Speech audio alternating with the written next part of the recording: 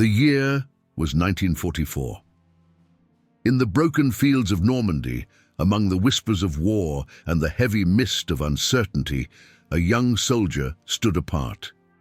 His name was Nicolás Ortega, a Spanish soul thrown into a world that had forgotten how to smile. While others clung to fleeting moments of laughter, Nicolás held something different. A small handmade doll, stitched with love by a mother he would never see again. Day after day, in the middle of chaos, he stayed silent, as if carrying a weight too heavy for words. This is not just a story about a soldier, it's about the quiet courage, the unseen battles, and the small things that kept hope alive when everything else was falling apart. Welcome to the channel. If you believe these stories should never be forgotten, join us. Subscribe now and turn on the notifications to help keep every memory and every story alive. Without further delay, let's get straight to the point. When the camp finally settled into the stillness of the night and only the soft crackling of distant fires remained, Captain Lucia Ramirez found herself watching Nicolás Ortega again. There was something about him, something that didn't sit right. He moved like a ghost among the living, always keeping to himself, carrying the same stitched doll in his hands like a lifeline. That evening, after roll call, Lucia decided it was time to try and reach him. She called Nicolás over, her voice calm and gentle, like one might use with a wounded bird. At first, he stood stiff, unsure if he should even speak. But under the dim light of the canvas shelter, where the war felt a little farther away, he finally opened up. His voice was rough, broken by years of silence, and his eyes, they looked past her, as if trapped somewhere far beyond the camp. He didn't say much, but what he did share was enough to paint a picture deeper than any battlefield story. Nicolás wasn't haunted by enemy fire. He wasn't afraid of the nights in the trenches or the echo of distant explosions. What truly weighed on him were footsteps, not of the enemy, but of someone much closer, someone who once shaped his world with fear instead of love. His father, Major Raúl Ortega, was a name spoken with respect among the Allied ranks. A veteran of the Spanish Civil War, he carried medals and scars, both seen and unseen. But to Nicolás, he was more than just a soldier. He was a force that never allowed warmth to grow. Discipline, demands, and cold expectations had filled Nicolás. Childhood like smoke in a closed room. Every step the Major took near him had left a mark that no one else could see.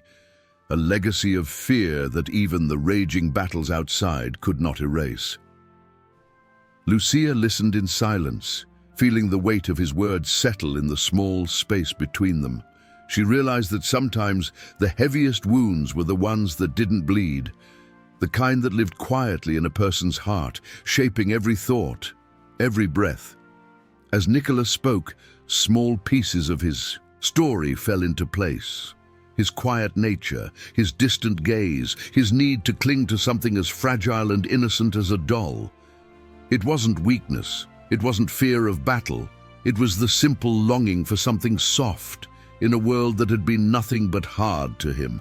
Outside, the camp snored and murmured, lost in exhausted dreams. But inside that small shelter, a different kind of battle was unfolding. One that had no uniforms, no flags, and no easy victories. Just a young man trying to find a place for himself in a world that demanded more than he had ever been given. Captain Ramirez didn't try to fix him. She didn't offer empty words of comfort or promises she couldn't keep. Instead, she simply listened, offering him something he hadn't known he needed, a moment of understanding, untouched by judgment or rank. And in that brief moment, under a worn-out canvas roof, Nicolás Ortega fought one of the bravest battles of all. The battle to be seen, not as a soldier, not as a son of a hero, but simply as himself. Beyond the safety of the front lines, far from the sound of marching boots and distant echoes, Captain Lucia Ramirez sat by a low fire with Sergeant Maite Alvarez. The night was calm, almost too calm, as if the world itself was holding its breath. It was there, in the soft murmur of crackling wood, that the two women spoke of things that no official report would ever record. They spoke about Nicolás Ortega. Local villagers, those who had lived long enough to see many winters and many wars, had quietly shared their memories, not of battles, not of heroic deeds, but of something much harder to name. They told stories about a house where the lights barely touched the corners of the rooms, a place where coldness lived in the walls, and where, on some nights, if you listened closely enough, you could hear faint cries breaking through the silence. The people spoke with heavy eyes, choosing their words carefully, as if even the memories themselves could reach out and hurt them. What they described was not just a strict home or a stern father. It was a home that seemed trapped in its own endless winter, where tenderness had long been exiled. Lucia felt her heart tighten as she listened. It became clear that Nicolás hadn't been shaped by the war he now fought. He had been carrying his own silent battles long before he ever put on a uniform. The fear, the loneliness, the way he clutched that little doll as if it were his last connection to something pure, it all made sense now. The weight on Nicolás' shoulders wasn't just the burden of a soldier, it was the heavy shadow of a childhood that had left scars no one could see, scars that no amount of time or medals could ever erase. As the fire burned low and the night grew colder, Lucia and Maite sat without speaking for a while, each lost in their own thoughts. Sometimes it wasn't the battlefield that broke a person. Sometimes it was the memories they carried with them into the fight. Memories that no one else could see, but that shaped every step, every breath, every choice they made. Nicolás Ortega wasn't just another face in the ranks.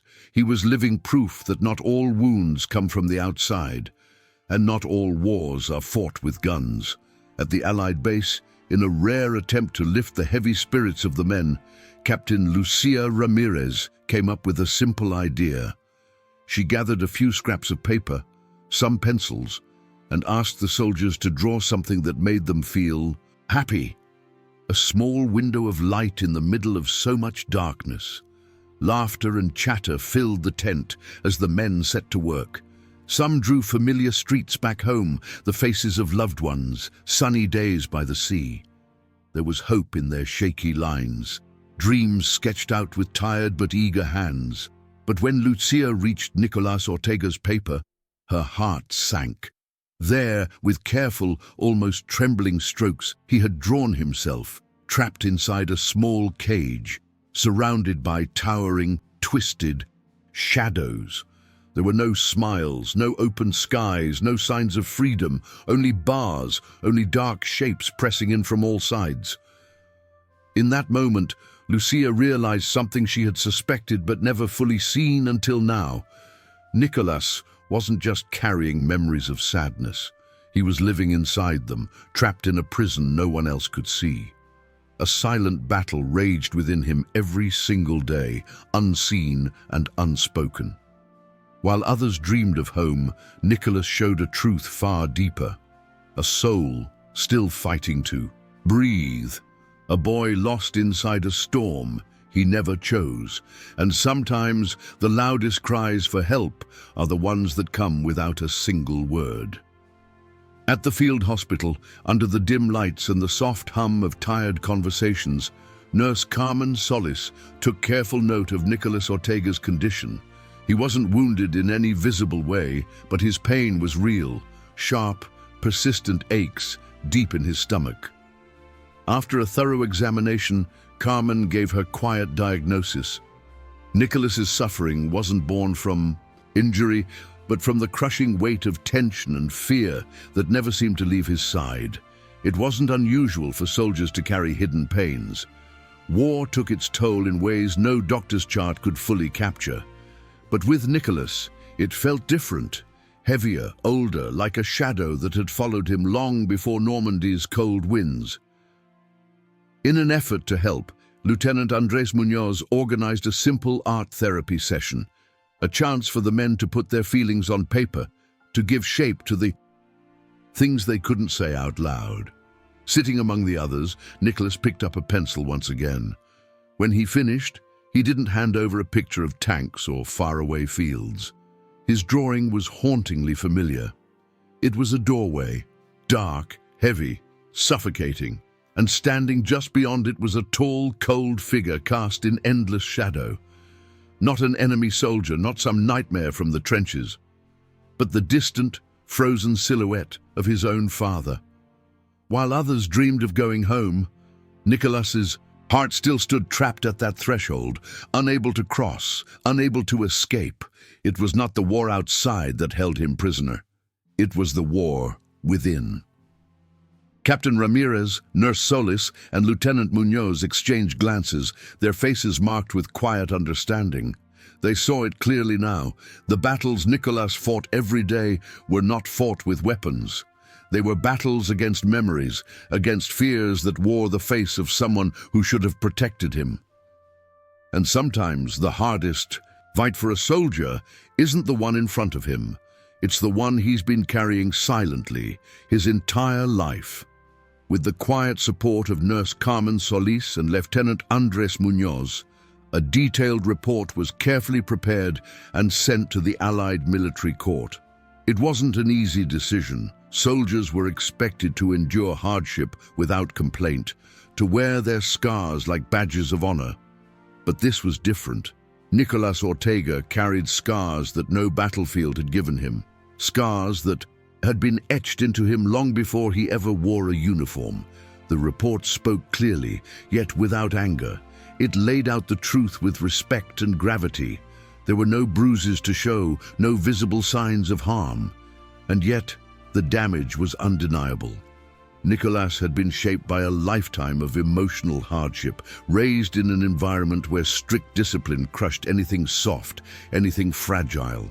It was not about failure or weakness. It was about survival, about a boy who had learned too early to build walls instead of dreams, who had found silence to be safer than words. When the Allied military court reviewed the findings, there were no grand speeches, no dramatic gestures, just a quiet, solemn recognition that not all wounds come from outside forces. Some are passed down, generation after generation, hidden behind proud uniforms and stern faces. They saw Nicolás for what he truly was, not just a soldier battling an enemy abroad, but a young man who had been fighting unseen battles long before war found him. In the end, the court's decision wasn't about judgment, it was about understanding, about giving space for healing, for dignity, for a future not chained to the ghosts of the past. And for the first time in a long time, Nicolás Ortega wasn't just another name on a list. He was a soul acknowledged, a silent survivor whose greatest act of courage had been holding on, even when everything around him tried to make him let go. The first steps toward healing are often the hardest to take. Under orders from the Allied command, Major Raúl Ortega was required to attend a series of military therapy sessions. At first, he sat stiffly, his uniform crisp, his expression made of stone. In his mind, battles were won through strength, through silence, through never showing what hurt. But therapy was a different kind of battlefield, one that demanded not walls, but cracks, not orders, but honesty. Slowly, almost unwillingly, the Major began to face pieces of his past he had buried deep, memories of a harsh upbringing, of wars that taught him to survive by erasing softness, of lessons passed down not out of cruelty, but out of a fear that weakness would mean defeat. The true turning point came not from the words of a doctor, but from a simple request, quiet, hesitant, and brave. During one of the sessions, Nicolás, with his small voice steady but uncertain, asked his father to sit down on the floor beside him. Not as a major, not as a man of rank and medals, but simply as a father. There was a long pause. The room held its breath, and then, slowly, stiffly, Raúl Ortega lowered himself to the ground. No chairs, no distance, just a father and his son sitting side by side on the cold floor where no title could stand between them. It wasn't an instant transformation. The walls that had been built over decades didn't collapse in a single afternoon, but in that quiet moment, something began to shift. A small crack in the armor, a first glimpse of something warmer beneath all the iron and rules. For the first time, Raúl didn't look down at his son from a great height. He looked across at him, eye to eye. And Nicolás, still holding the stitched doll that had been his silent companion through so much pain, allowed himself to believe, just a little, that healing was possible. Sometimes, the bravest thing two people can do is simply sit together, without rank, without armor, and face the long road ahead, together. It was Christmas Eve, though the world around them hardly felt like it. The cold cut through the camp like a blade, and distant echoes of explosions reminded everyone that peace was still just a dream. Yet, inside the field hospital, under a thin roof and flickering lamps, something rare, something almost sacred, was about to happen. The soldiers gathered quietly, sharing what little they had. A piece of bread, a worn photograph, a whispered memory of home. Captain Lucia Ramirez moved among them, offering soft smiles and gentle words. The war still raged outside, but for a few precious hours, the camp clung to a fragile kind of hope. In a corner, Nicolás Ortega sat close to the fire, his stitched doll resting in his lap. Across from him, Major Raúl Ortega lingered, unsure, almost awkward, a man trained to face gunfire but not feelings. Then, without warning, it happened. A sound, soft, uncertain and pure, broke through the heavy silence. Nicolás laughed. It wasn't loud. It wasn't a roar of joy. It was a small, fragile laugh, like the first bloom after a long winter. A sound that carried more strength than any battle cry. A sound that said, "I'm still here. I still have something left inside me." Raúl hesitated, torn between old instincts and something he had long forgotten how to offer. Then slowly he crossed the distance between them and did what he had never done before. He wrapped his arms around his son. There were no speeches, no grand apologies, just a quiet, trembling embrace. Between two souls who had fought different wars and finally found each other in the middle of it all. Around them, the camp fell into a soft, respectful hush. Men who had seen too much, lost too much, understood the weight of that simple moment. They didn't cheer or shout. They simply shared in the miracle with silent smiles and misty eyes. In a place ruled by hardship and sorrow, one small victory lit up the darkness. A laugh, a hug, and the first real hope that healing was possible. Even here, even now.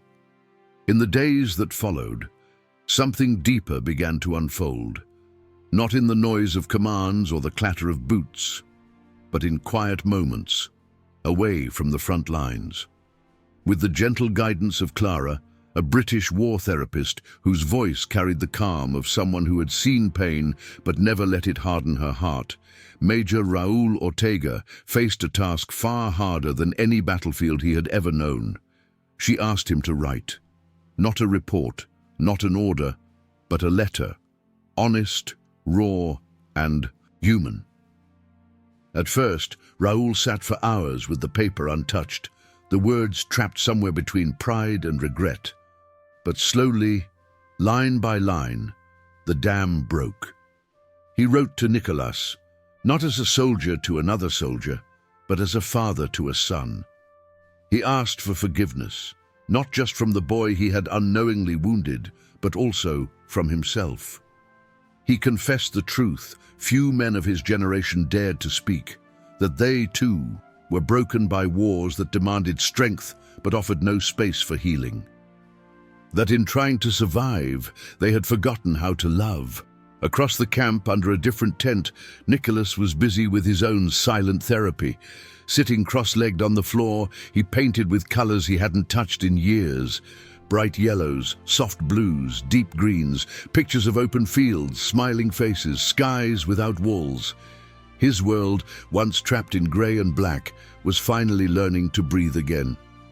When Raúl finished the letter, Clara stood by in quiet respect.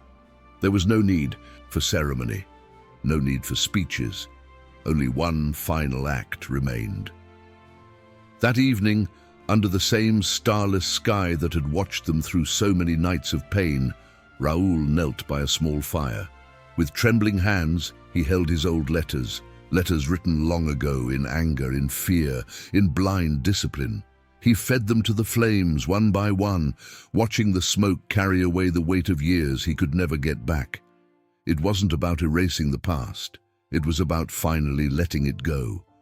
As the last ember died out, Raúl stood a little taller, not as a major, but as a man who had made peace with his own ghosts.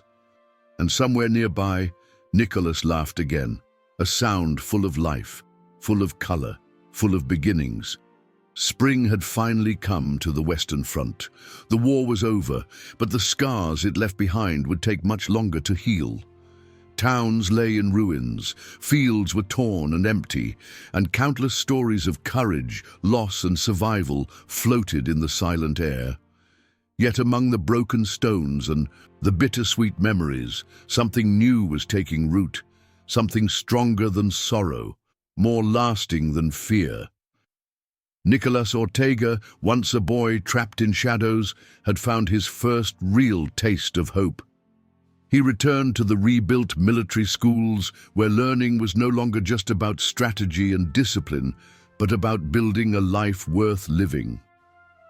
One warm afternoon, carrying nothing but pure excitement, Nicolás sprinted across the courtyard to find his father. In his hands, he clutched a worn piece of paper, a school essay neatly written, already crumpled by his nervous fingers. He had won a prize, and what he had written was not a story of battles, of ranks or medals. It was the story of a boy who, surrounded by ruins, had learned to smile again. Raúl Ortega, once a man armored by duty and silence, read every word slowly. And when he finished, he did something simple, yet extraordinary. He embraced his son, not as a soldier meeting expectation, but as a father overflowing with a pride. There, among the shattered buildings and the ghosts of the past, a new legacy was born, not one built on fear or hardness, but on love, on patience, and on the quiet strength that comes when hearts are finally allowed to heal. Nicolás's journey reminds us that true strength isn't measured by how much pain we can hide, but by how much light we can still carry forward after the darkness has passed. It's not the medals, the victories, or even the battles themselves that define a life. It's the courage to rebuild, to forgive, and to love, even when the world has taught us otherwise. Did you already know this story? What would you have done in Nicolás's place? What other stories about soldiers and veterans do you believe should be told? Share your thoughts in the comments. Your voice helps keep these memories alive. If this story moved you, don't let it be forgotten. Subscribe to the channel and turn on notifications to hear more stories like this one. Stories of strength, healing, and the spirit that refuses to be broken. Thank you for being part of this journey. Until next time, may we always remember, the greatest victories are the ones fought with the heart.